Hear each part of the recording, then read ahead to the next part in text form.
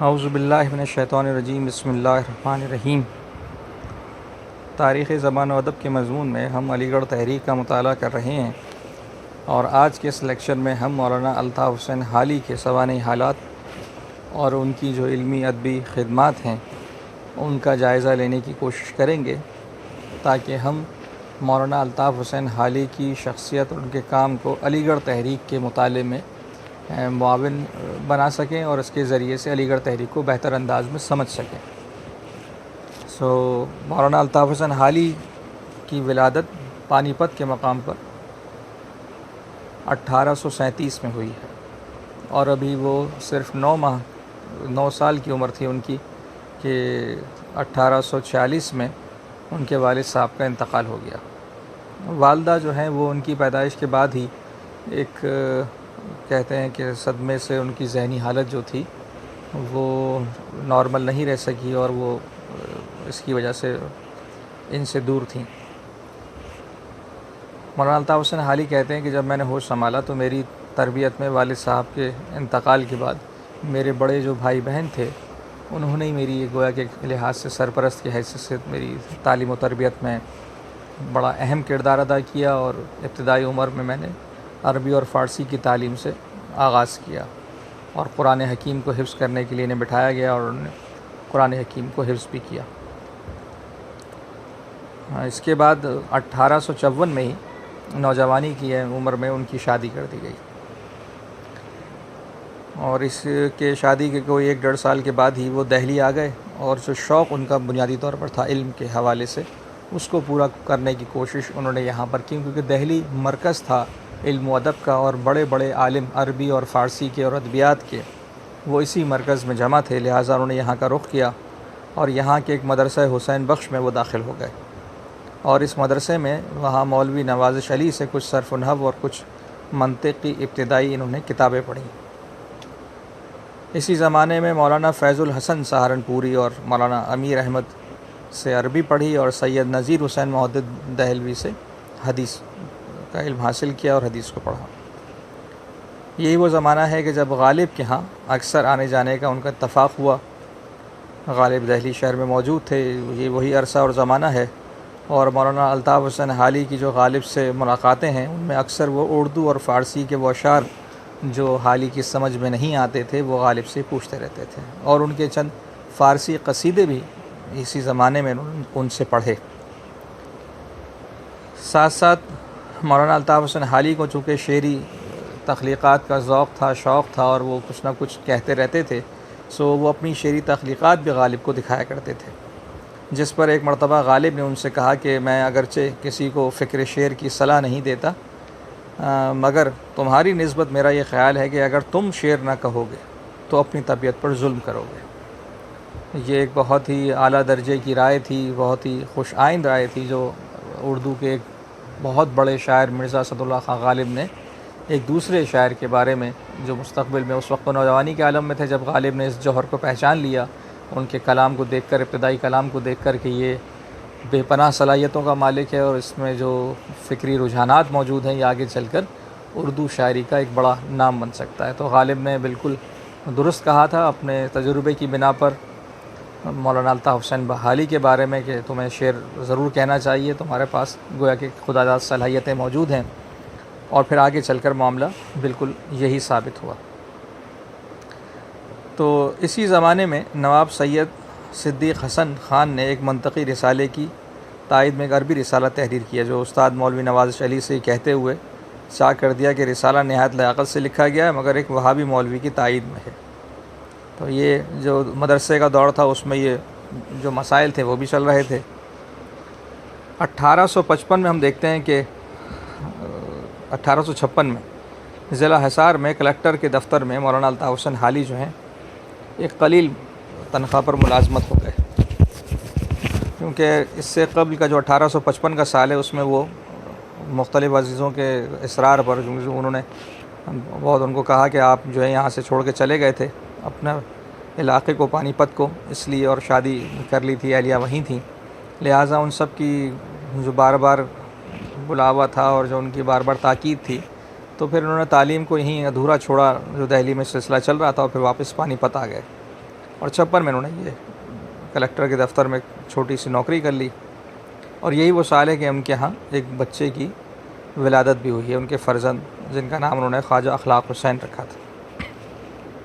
اچھا، اب یہ وہ عرصہ ہے کہ جب ہندوستان کے سیاسی اور سماجی حالات تیزی کے ساتھ بگڑ رہے تھے، اور اگلا ہی سال 1857 کا ہے۔ تو 1857 کا جو سال ہے وہ ہندوستان کی تاریخ میں اپنے واقعات کے لحاظ سے نہایت افسوسناک اور دردناک تاریخ رکھتا ہے۔ ہنگامہ آزادی میں حصار سے سرکاری عمل داری اٹھ گئی اور پانی پت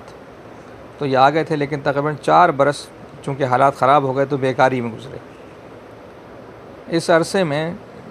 پانی پت کے جو علماء کرام تھے تو ان سے بغیر کسی یعنی کہ نظام اور تربیت کے باضابطہ طور پر نہیں، لیکن جب موقع ملا ہے تو انہوں نے منطق، فلسفہ، حدیث اور تفسیر کا علم جو ہے وہ یہیں جو معروف علماء تھے ان سے حاصل کیا، مولانا الطاف حسین حالی نے۔ اور جب ان علماء سے رابطہ نہ ہو سکتا یا وہ موجود نہ ہوتے تو یہ خود بھی اپنے اس مطالعے کو اپنے شوق کی بنیاد پر جاری و ساری رکھتے۔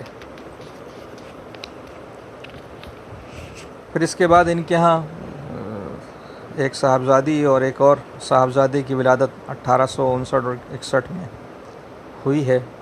بچی کا نام تو انہوں نے عنایت فاطمہ رکھا تھا اور بچے کا نام خواجہ سجاد حسین۔ اس کے بعد وہ تلاش معاش کے سلسلے میں روانہ ہوئے۔ حالات خراب ہو چکے تھے اور معاش کا سلسلہ منقطع تھا، افراتفری کا ایک انتشار کا عالم تھا۔ 1857 کے بعد کے حالات میں مصیبتوں اور مشکلات کا یہ دور ہے جیسے ہم جانتے ہیں۔ تو بلند شہر میں انہوں نے نواب مصطفیٰ خان شیفتہ جو ہیں ان کے توسط سے دہلی کے تعلقہ دار اور جہانگیر آباد جو ہے ضلع بلند شہر اس سے ملاقات کی، اور 7-8 برس تک ان کے بچوں کے عطالق کے طور پر ان کے ساتھ رہے غلام مصطفیٰ خان شیفتہ۔ تو یہ ان کو ایک کہہ لیجیے کہ روزگار کا ایک سلسلہ یہاں مل گیا، اور یہ سلسلہ خاصے عرصے تک جاری رہا۔ اس دوران جو اگلے چند برس گزرے ہیں، یعنی سن 1861 سے لے کے اور سمجھ لیجیے کہ کوئی اگلے 8 سال تک وہ مختلف جگہوں پر کام بھی کرتے رہے، اور تصنیف و تالیف کا کچھ سلسلہ بھی شروع ہو گیا، جس میں مختلف قسم کے رسائل جو تھے وہ انہوں نے طبع کی ہیں۔ ان میں ایک مولود شریف ہے، لیکن اسے شائع نہیں کیا گیا شروع میں، لیکن بعد میں اس کو بھی شائع کر دیا گیا تھا۔ اس کے علاوہ تریاق مسموم ایک کتاب انہوں نے تحریر کی، ایک رسالہ انہوں نے شائع کیا، جو کہ ایک ابتدائی طور پر تو ایک میگزین کے اندر وہ قسط وار شائع ہوا، جو کہ پادری عماد الدین کی ایک کتاب تھی تحقیق الایمان، اس کے رد میں انہوں نے لکھا تھا۔ اگر آپ کے ذہن میں یاد تازہ ہو تو ہم نے پہلے اس بات کا تفصیل کے ساتھ جائزہ لیا تھا پچھلے لیکچر میں کہ ہندوستان میں یہ وہ عہد تھا جب مشنری اداروں کے تحت ایسے لوگ پادری جو ہیں وہ مسلسل تبلیغ کے نام پر مسلمانوں کے ایمان کو جو ہے وہ متزلزل کرنے کے لیے کتابیں لکھتے تھے، رسالے شائع کرتے تھے اور تقاریر کرتے تھے، جس سے مسلمان جو ہیں ان کے مضبوط عقائد جو ہیں وہ متاثر ہوں اور ان کا ایمان متاثر ہو اور وہ اپنی جانب ان کو کھینچ لیں۔ یہ تریاق مسموم جو ہے، یہ زہر کا تریاق اس کے نام سے ہی ظاہر ہے، تو مولانا الطاف حسین حالی نے یہ اسی کے جواب میں، اسی سلسلے میں جو روش اس وقت جاری تھی انہوں نے لکھی ہے۔ یہ واقعہ جو ہے یہ 1867 کا ہے۔ پھر محکمہ کہہ لیجئے کہ تعلیم پنجاب کا جو ہے ایک اور اس کے تحت ادارے کے تحت ایک کتاب انہوں نے فارسی صرف و نحو کے لکھی ہے تاکہ وہ نصابی کتب کے طور پر پڑھائی جائے، اور محکمہ نے اس کو شائع بھی کیا۔ یہ 1868 کی بات ہے۔ یہ بھی ایک کتاب ان کی لکھی انہوں نے اور اس کے حوالے کی ادارے کے، لیکن یہ کتاب اس زمانے میں تو شائع نہیں ہوئی، بعد میں یہ حال ہی میں مجلس ترقی ادب لاہور سے یہ شائع ہوئی، لیکن بہرحال انہوں نے اپنے زمانے میں اس کو مرتب کیا اور اس پہ تحقیق کر کے اس کو مکمل کیا تھا۔ اچھا، وہ جو معاش کا سلسلہ ابھی تک جاری تھا جس کا ہم نے پہلے ذکر کیا کہ نواب مصطفیٰ خان شیفتہ کہ ہاں وہ ایک ملازمت ان کو پڑھانے کے حوالے سے مل گئی تھی، اب ان کی وفات کی صورت میں 1969 میں یعنی 1869 میں جب شیفتہ کا انتقال ہو گیا تو پھر وہ سلسلہ منقطع ہو گیا، اور پھر دوبارہ الطاف حسین حالی کو ایک مرتبہ فکر معاش کا درپیش ہو گیا معاملہ۔ لیکن پھر یہ کوئی سال بھر کے اندر ہی 1870 میں ناظم تعلیمات پنجاب کے زیر اہتمام government book depot Punjab Lahore میں بطور نائب مترجم آپ کا تقرر کر دیا گیا، اور جو انگریزی سے اردو میں تراجم کیے جاتے تھے ان کی جو اردو عبارت تھی اس کو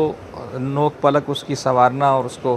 بہتر بنانے کا کام جو تھا، اصلاح کرنے کا کام، وہ آپ کے سپرد کیا گیا۔ اس سے اگلے سال 1877 میں شمس العلماء مولانا الطاف حسین حالی کے بعد یعنی کہ محکمہ تعلیم پنجاب کا جو رسالہ تھا اتالیق پنجاب، تو وہ الطاف حسین حالی جو ہیں ان کے بعد اس کے سب ایڈیٹر مقرر ہوئے اور اس سے وابستہ ہو گئے اور اس کام کو انہوں نے شروع کر دیا۔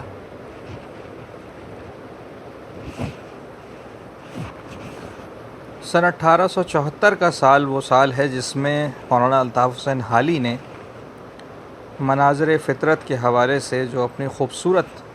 مثنویات ہیں ان کو پیش کیا ہے، اور یہ انجمن پنجاب کے مشاعرے میں انہوں نے پڑھی ہیں، یعنی کہ 1878 کے مئی میں مثنوی برکھا رت انجمن کے مشاعرے میں پڑھی، اس کے بعد انہوں نے مثنوی نشاط امید اگست کے مہینے میں بھی اس مشاعرے میں شرکت کی اور پڑھی، اس کے بعد مثنوی حب وطن، اور اس سلسلے میں 1874 ستمبر میں ایک اور جو مثنوی انہوں نے پیش کی ہے وہ مثنوی مناظرہ رحم و انصاف اسی انجمن پنجاب کے مشاعرے میں انہوں نے پڑھی ہے۔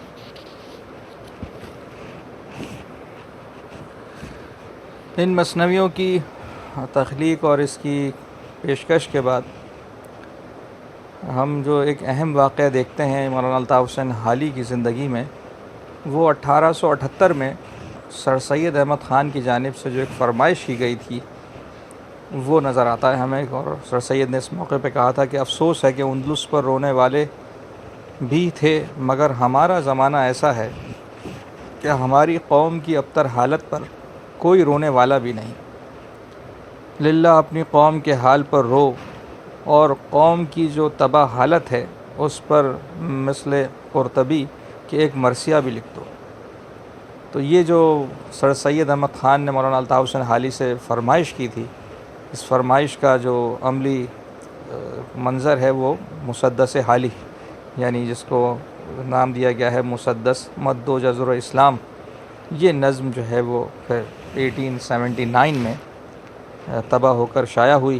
اور مولانا کی زندگی میں ہی اس کے فارسی، پشتو اور سندھی میں تراجم بھی ہوئے اور اس نے بڑی مقبولیت حاصل کی۔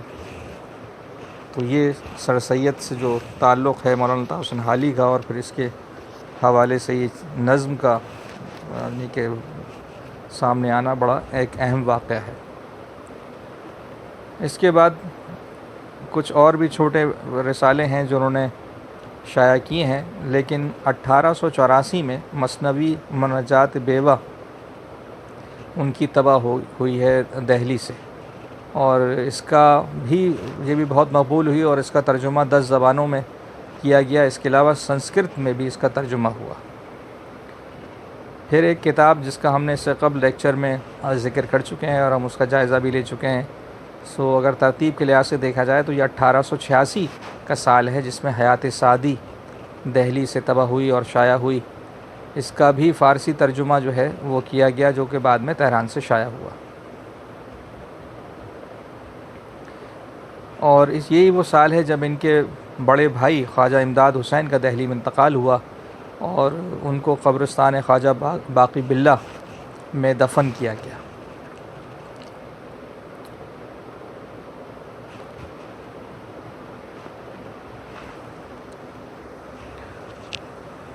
یہ وہی زمانہ ہے کہ اس عرصے میں مولانا Altaf Hussain Hali Anglo Arabic school Delhi میں بھی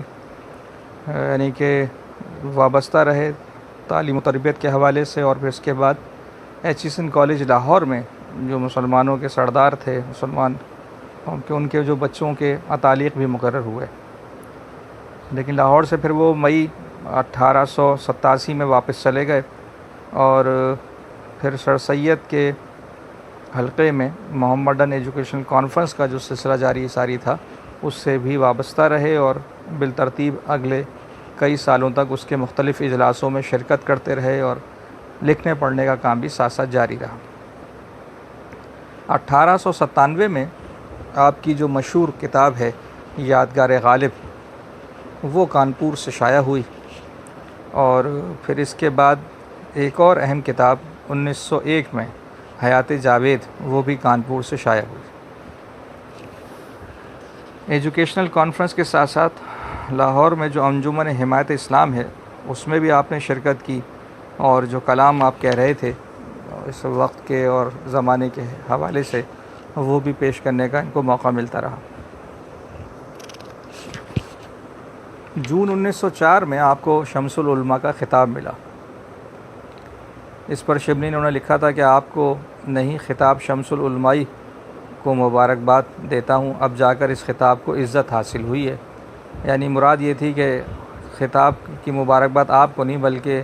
خطاب کو مبارکباد دینے چاہیے کہ اسے حالی جیسی شخصیت جو ہے وہ میسر آ گئی ہے۔ تو یہ ان کی تعریف میں مولانا شبلی نعمانی نے یہ جملہ کہا تھا۔ اس کے بعد کا جو عرصہ ہے اس میں مختلف ان کی جو سماجی تقریبات میں شرکت اور دیگر ذمہ داریاں جو ادا کر رہے تھے وہ چلتی رہی ہیں، اور زندگی کا اختتام جو ہے آخری وقت میں جب تک کہ وہ یہ لکھنے پڑھنے کا بھی سلسلہ ان کا جاری تھا وہ 31 دسمبر 1914 کو پانی پت میں ہوا ہے، جہاں سے وہ چلے تھے، اور شاہ شرف الدین بو علی قلندری جو بزرگ ہیں وہ پانی پتی ان کی درگاہ کے صحن میں آپ کو دفن کیا گیا، اور وہیں پر آپ کا آج مزار موجود ہے۔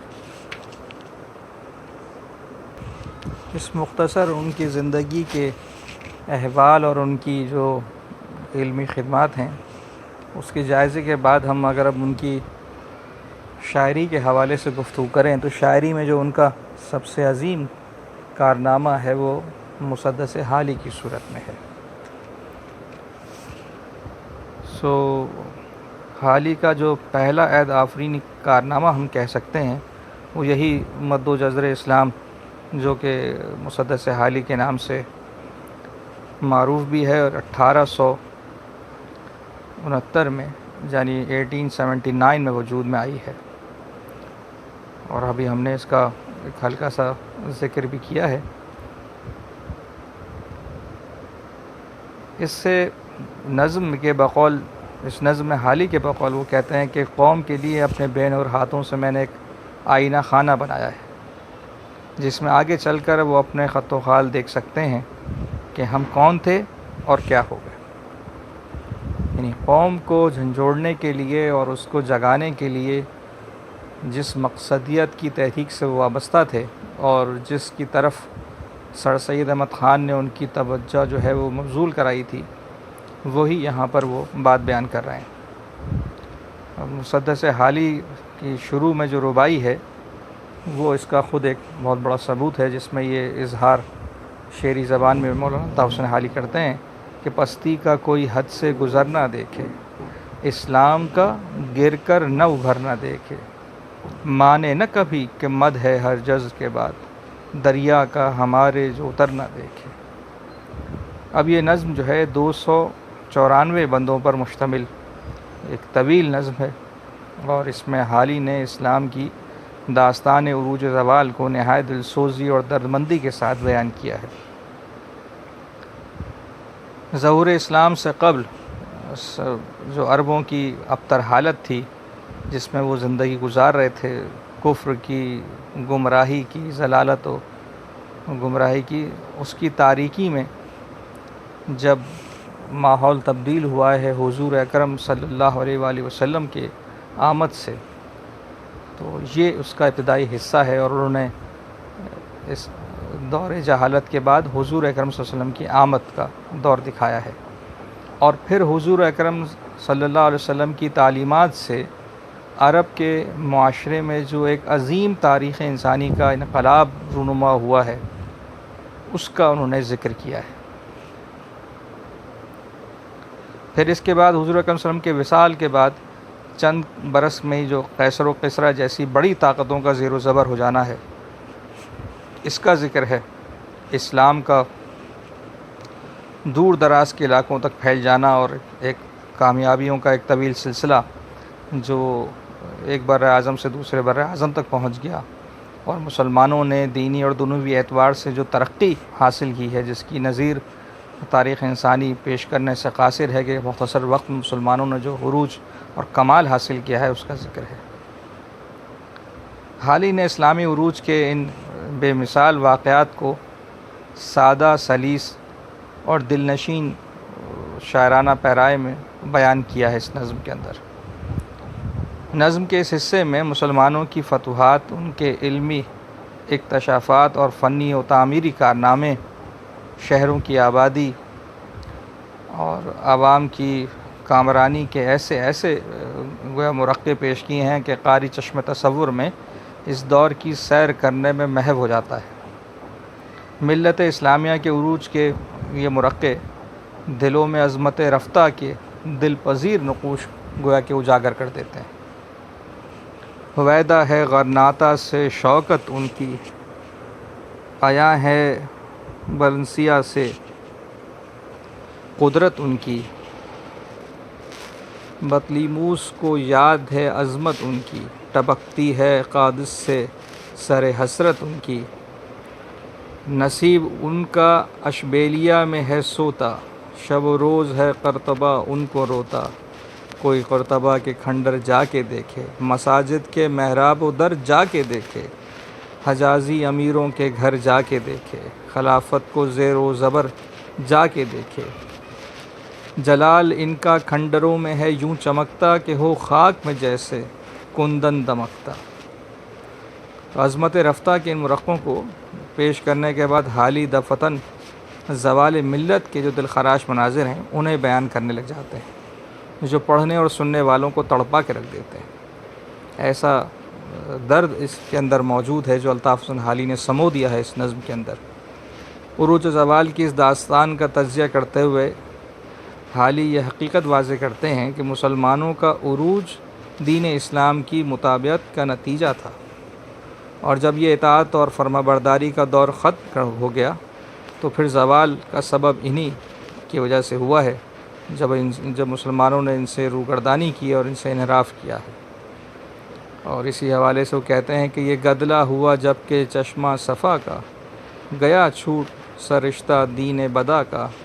رہا سر پہ باقی نہ سایہ ہما کا، تو پورا ہوا عہد جو تھا خدا کا، کہ ہم نے بگاڑا نہیں کوئی اب تک، وہ بگڑا نہیں آپ دنیا میں جب تک، نہ ثروت رہی ان کی قائم نہ عزت، گئے چھوڑ ساتھ ان کا اقبال و دولت،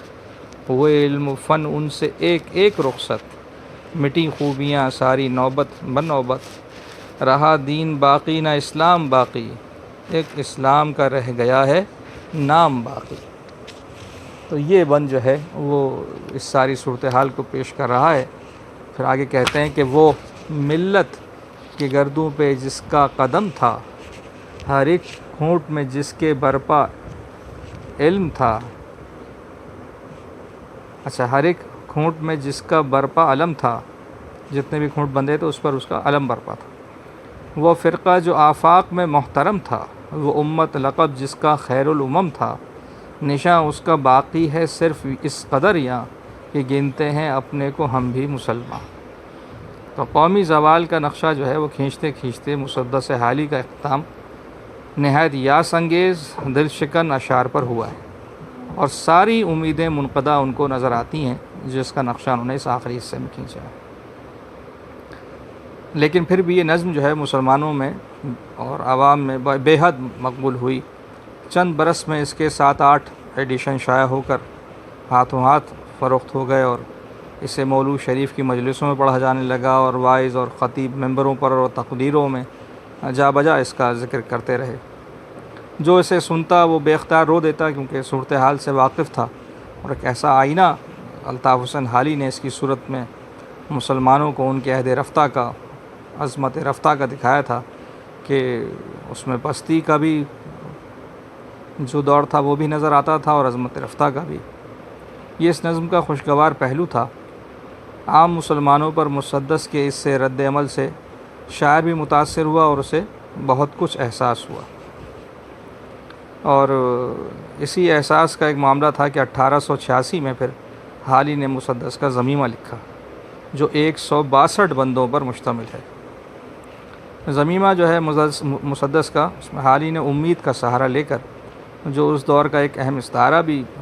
ہے اور دل شکستہ قوم کا ایک بڑا سہارا بھی، قوم کو پند و نصیحت کر کے نئی صورتحال سے مفاہمت اور سر سید کی تعلیمی، معاشی اور معاشرتی حکمت عملی کو قبول کر کے زندگی کے میدان میں آگے بڑھنے کا مشورہ دیا ہے، اور اس امر میں وہ تہذیب الاخلاق کے مضمون نگاروں سے زیادہ کامیاب نظر آتے ہیں۔ یعنی مقصد تو ایک ہی تھا کہ وہ بھی تہذیب الاخلاق کے ذریعے سے جو مضامین پیش کر رہے تھے اس کے ذریعے بھی یہی چاہتے تھے، لیکن حالی یہاں ذرا زیادہ کامیاب نظر آتے ہیں۔ اور حالی نے مد و جسر اسلام لکھ کر قوم کو، ان کے دل کو ایسا نرم کر دیا اور ایسا موم کی طرح پگھلا دیا کہ چند برس بعد ضمیمہ مسدس لکھ کر انہوں نے ان گداز دلوں کو بڑی کامیابی کے ساتھ گویا کہ آگے کی جانب بڑھنے پر راضی کیا، اور اس میں انہیں ایک حیرت انگیز کہہ لیجئے کہ کامیابی نصیب ہوئی۔ تو اب اس جائزے کے بعد ہم کہہ سکتے ہیں کہ مسدس حالی کو ایک لحاظ سے عہد آفریں کارنامہ کہا جا سکتا ہے کہ 19ویں صدی میں مسلمانوں کے خواب دیدہ احساس کو بیدار کرنے اور ان میں ایک نئی روح پھونکنے کا جو کام مولانا الطاف حسین حالی نے